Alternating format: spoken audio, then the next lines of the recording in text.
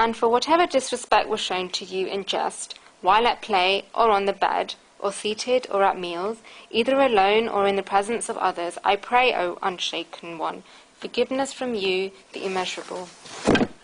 Arjuna addresses Sri Krishna as Achyuta, the Unshaken One. Arjuna asks for forgiveness, both when he was alone with Sri Krishna or when they were with others, such as relatives and friends nearby. Arjuna tells the Lord that he did not honor the Lord properly. Arjuna tells the Lord that he fell short.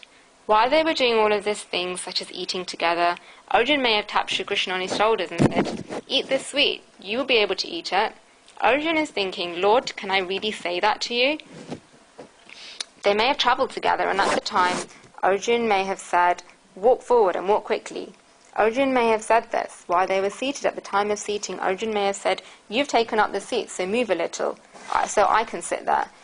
Arjuna may have said this. While sleeping, he may have said, "Oh friend." Arjuna may have said this. So Arjuna is saying to the Lord, "I did not honour you properly." He is thinking that he was not able to honour God in the way that he should have done. Time after time in daily activities, Arjuna was not able to recognise the Lord.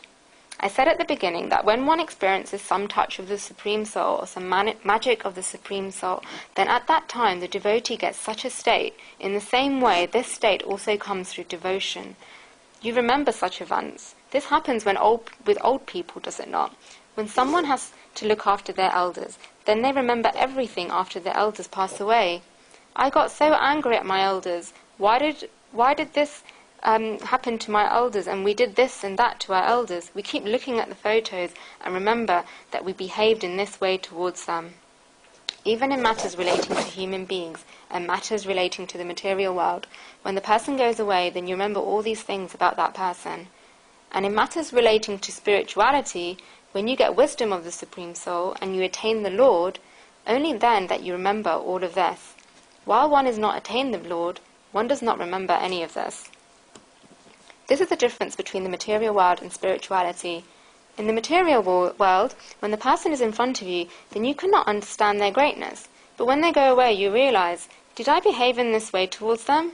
On the other hand, in spirituality, when the Supreme Soul is not in front of you, and then one does not understand the greatness of the Supreme Soul. But when the Lord comes and stands in front of you, of the person, then one begins to remember all the wrong things that they did, and thinks, "Lord, did I behave in this way towards you? Lord, you must have so many feelings towards me. You gave me a human birth." God, after travelling through 8,339,999 bodies, I have been given this human body by you. What have I done since becoming a human being, Lord? I was not able to attain you. I did not walk on your path, Lord. Lord, in a place thoughts were becoming one-pointed and concentrated on the Supreme Soul, but God, I raised my head and left that place. I made such a big mistake. Such a person has not honoured God, and this is an insult to God. We end up insulting God in so many ways. Those who are elders will understand this very quickly. By elders, I do not mean those of old age, but those in their, say, 40s or 50s, or if I were to say in another language, then those whose children are between the age of 13 and 30. They will immediately understand this. Elders tell their children, "Child, do this," and the child does not do it. How do elders feel? They feel, "We did so much for you and you're not listening to us." Child, you are not listening to us. During the days of the festival of Navratri, which was just past in the last couple of weeks, so hopefully everyone had a nice Navratri, the child will get ready, have a bath, and be ready by 8 o'clock. And then at 9 o'clock, the horn of the car of their friend starts honking outside to take them to the Navratri festival and to play Garba. The mother asks the child, "Child, will you come back? And when will you come back?"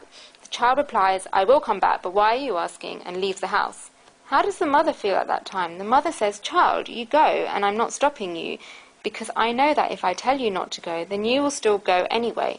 But I am your mother, and it's natural that I will worry about you. That is why I wanted to ask what time you will come back, and whether you'll come back at 12, 1, or 2 a.m. Just tell me." The child just says, "I will come back, why are you asking?" and leaves. We say that about our children, that we gave birth to them, we looked after them, and we raised them. But in reality, God does all of these things, God does all of this, and yet we feel that the child has said this to us. Then, when a human being becomes arrogant and stands in front of the Supreme Soul, who runs this entire life of ours, and does not fulfill the wishes of the Supreme Being, then how much sadness must the Supreme Soul be getting?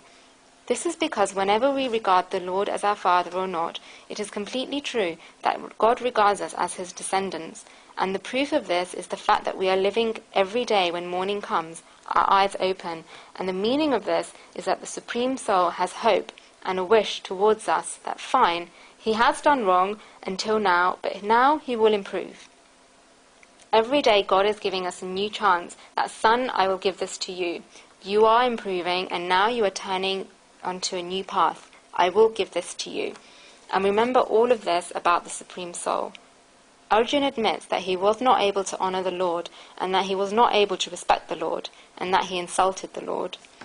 So Arjuna asks for forgiveness, and addresses the Supreme Soul as Aprameya, the immeasurable, meaning one of endless amount of greatness.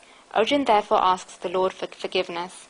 If I were to give the interpretation from the perspective of Sanskrit grammar, then Arjuna is saying Aham Tvam Kshama, meaning I am asking for the forgiveness through you. Arjuna has therefore accepted that the Lord has forgiven him.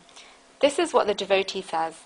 Arjuna is not asking the Lord to forgive him, but Arjuna is saying, Lord, just like until now you've forgiven my mistakes, in the same way, forgive me one last time.